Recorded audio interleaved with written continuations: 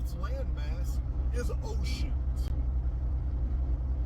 None of these accounts about the sun changing its direction have anything to do with flooding. Floods are all attached to the typhon, the phoenix.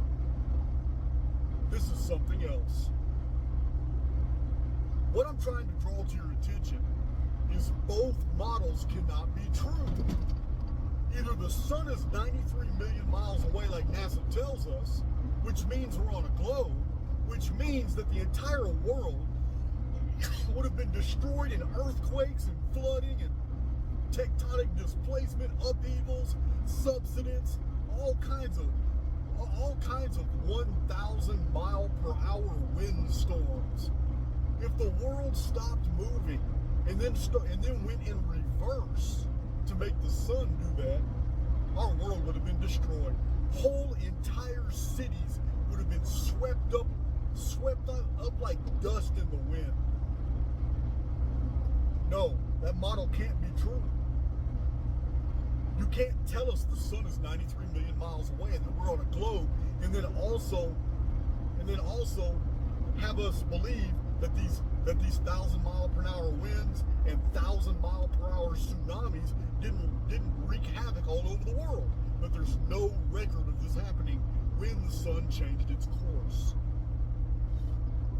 So we have a problem.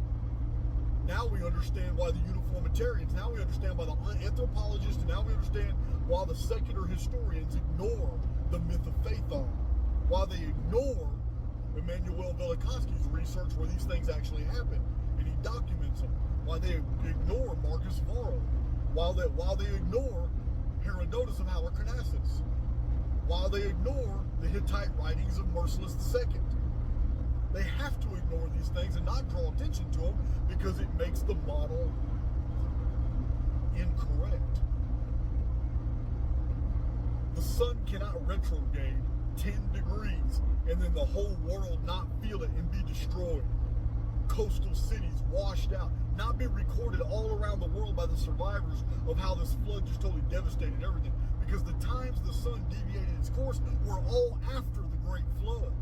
They were all after 2239 BC. The myth of Phaethon dates to the 15th, 16th, and 17th century BC. Merciless was 13th century BC. Hezekiah was 721 BC. We have many of those records. 713 BC. The Assyrian eponyms. Now, those are not the only incidents. On my channel, in my Phoenix Phenomenon playlist, I have isolated quite a few incidents of where the sun behaved abnormally, but it was only known locally. The phenomena was observed in the local, but in the hemispheric, it wasn't noticed. This is another reason why I'm a simulationist. I have documented incidents where American cities in the 1800s documented when the sky turned black. Black and reddish clouds appeared in the sky. Strange lightning. And then the sun would move erratically. Sometimes it would totally disappear and they thought it was nighttime. People came outside with their lanterns and candles. They couldn't even see. And then 30, 40 minutes later, it all disappeared. It wasn't an eclipse.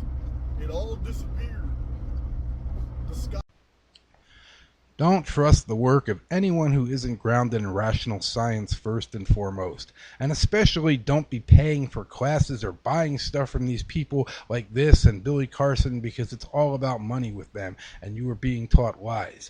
In particular, anyone finding fault with the shape of the earth or the distance to the sun or anything like that, any of the hard-won scientific progress we made in the years before there was this huge effort to dumb everyone down and political agenda to deny scientific truths like the number of bathrooms we need for different types of people. Archaix is actually a closet flat earther teaching flat earth ideas under the guise of simulation theory. It's not a computer simulation in the sense that you can wake up and find yourself in a battery pod like in the Matrix movies. Rather, there are varying levels of reality. Perhaps at the highest level of reality, only God is real, his brain is the universe, and we are figments of his imagination or dreams. Science will say there is no God. That's fine. Start with that. It's good to explore spirituality, but keep science as your foundation. It's also kind of like they found computer code in physics, but it's more like our crude computers are the as above, so below. They're like the below, and they're mirroring the nature of the universe above. People such as Archaix, Chiron Last, David Icke, Library of the Untold, they all go into Buddhist Gnosticism where they teach you to try and stay dead, deny reincarnation, escape the simulation, as if there was any reason to believe it would be in any way fun or advantageous to remain dead. Don't trust any research from someone who teaches flat earth and Gnostic garbage like Archaix, as they prove themselves incapable of honest research. Also, these channels are all heavily police their comment section, and they are sore losers. If you disagree with these people about anything, you will be blocked, and they will have conceded defeat, but no one but you will know it. Not even you, which is something I hate so much about YouTube, that you don't know if someone blocked you. BitChute does it right and won't let you make any comments in that case.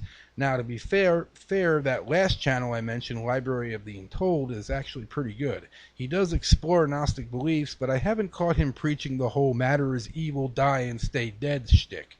Instead, he preaches the make your own reality word salad. I'm like, yeah, tell it to the starving children in Africa. One last thing. Archaix has this countdown to releasing Apollyon the Destroyer in 2040. I have no idea where he got it, but I do know Apollyon rises from the Black Sea.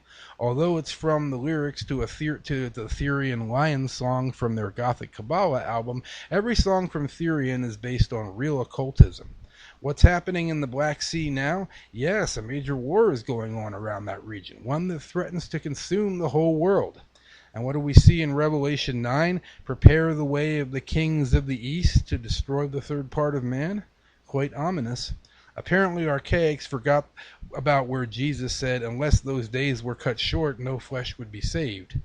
In the past, I was expecting Ben's solar micronova around 2036, until I learned that was bad science, along with Chan Thomas' Adam and Eve story.